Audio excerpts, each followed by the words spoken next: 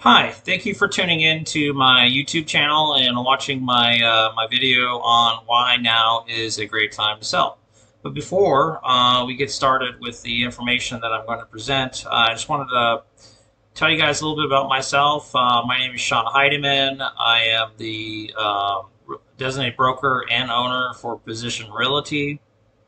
I've been in real estate since 2005. I started the company in 2012. Um, Prior to that, I worked for Cushman & Wakefield as a commercial appraiser, and then I worked for a couple independent places that did commercial real estate appraising as well as residential appraisal. And I also, I'm not just a high school graduate, I do have a finance degree from Arizona State University. During my time there at the university, I took some classes for economics, and so I'm pretty knowledgeable about how supply and demand and money supply and everything works.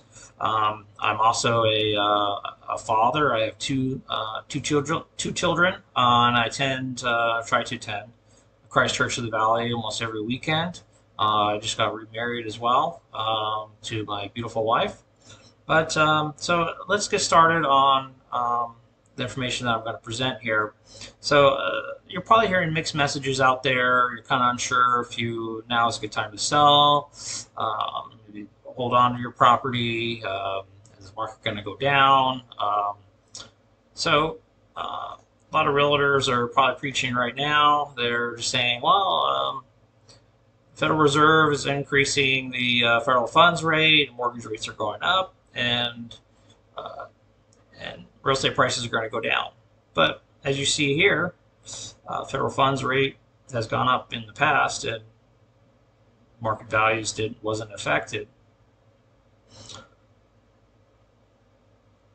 So why am I presenting this information?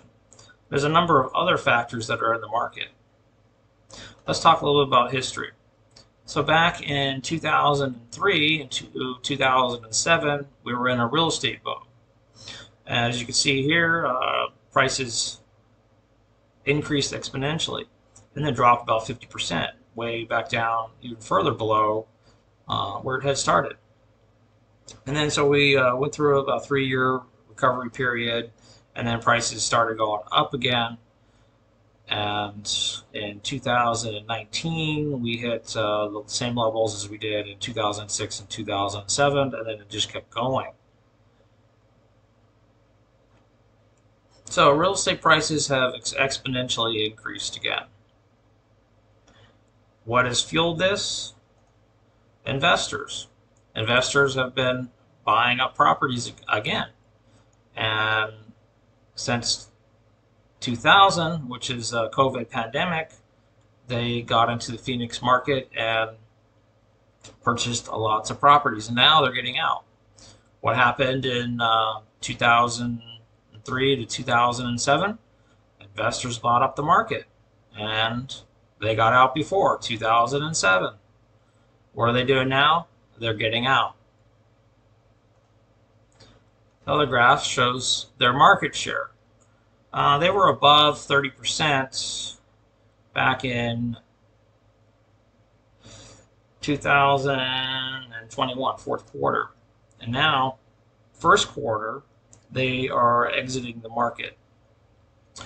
This pool of investor includes flippers, rental investors, speculators, as well as Open Door, OfferPad, Zillow and Bankrupt, trying to do that. I think Redfin's in the market buying up properties. So they are going to be starting to pull back in the market. So you say, so what? There's still people moving here. There's still people buying. Well, it's not necessarily true. This information is provided by an economist here in Phoenix. His name is Elliot Pollock. And as you can see here, from 1988 to about 2007, our average was about 3.4%. So we're well below the average of number of people moving here. So there's still people moving here, but it's not at a high rate like you might think. Another issue was history, building permits increased exponentially. So builders overbuilt. What's going on now? Building permits have increased. We're almost at the same levels during the real estate boom. So are we going to start seeing ghost town communities again? I don't know. We might. But building permits are going up, so that means increased supply. Increased supply means down. Prices are going to go down. It's just simple economics. Another issue that's going on in the market. I'm sure everybody's feeling it at the groceries and at the gas station. In 2000, we had COVID happened. And what did the government do? They started printing money. So they printed over $3 trillion and gave everybody some stimulus money to try to stimulate the economy. And that may have been good then, but now we're paying for it. Economics, increased supply of money in the market. You have inflation.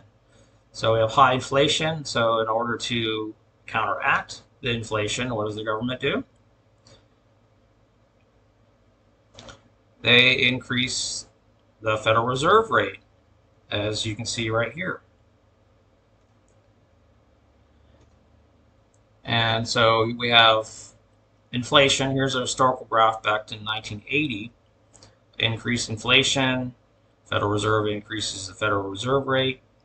And in 1980, you can see the inflation was up to 15% and then started going down. This graph right here shows the Federal Reserve funds rate increased in 1980 to counteract the inflation, and mortgage interest rates follow the Federal Reserve funds rate. Back in 1980, some of you guys may remember, if you wanted to sell your house, you had to sell or finance it. You had to become the bank. It was a difficult time back then. And are we going to go back to that? I hope not. But we do have high inflation, and the Federal Reserve is increasing the federal funds rate, which will increase the mortgage rates. So that's another factor that's in the market. Talking about inflation, here's some information I found on the web, provided by Zillow. Annual cost to earnings ratio. We're currently at 43.8%. What is that? That's an annual cost. So this is the cost of average household expenses, and average annual earnings is $54,000. So as you can see, we've exponentially increased from 2000 to where we are right now. And back during the real estate boom, we saw similar levels. The reason why the downturn happened back then was because nobody could afford their mortgage. They were over leveraged. They were spending too much money. Not necessarily over leveraged, but annual costs are going up. And we may start to see more and more foreclosures come on the market. Not at the levels that we did back in 2003 to 2007, because everybody was given a loan back then that probably shouldn't qualify. But experts in the market right now are saying that they're predicting about a 25% decrease here in the Phoenix market. So if you purchased a property for a short-term purchase and you're planning on moving somewhere else, doing something else, now would be the time to sell, to get out. Otherwise, you may be locked in. You may have to sell or finance the property, become the bank, you won't get the equity. You have to wait to get your money back, if you get your money back. And you're also going to lose money on the purchase. So now is the best time to get out of the market, just like the investors are doing. They're pulling out of the market. So if you need to sell or thinking about selling, give me a call, and I'd be happy to provide you with a comparable market analysis, which will tell you how much your home is worth. I used to be an appraiser, so it will be pretty accurate. My number is 480-213-5251. Once again, my name is Sean Heideman. I'm with Physician Realty. My number is 480-213-5251. And thank you for watching my video.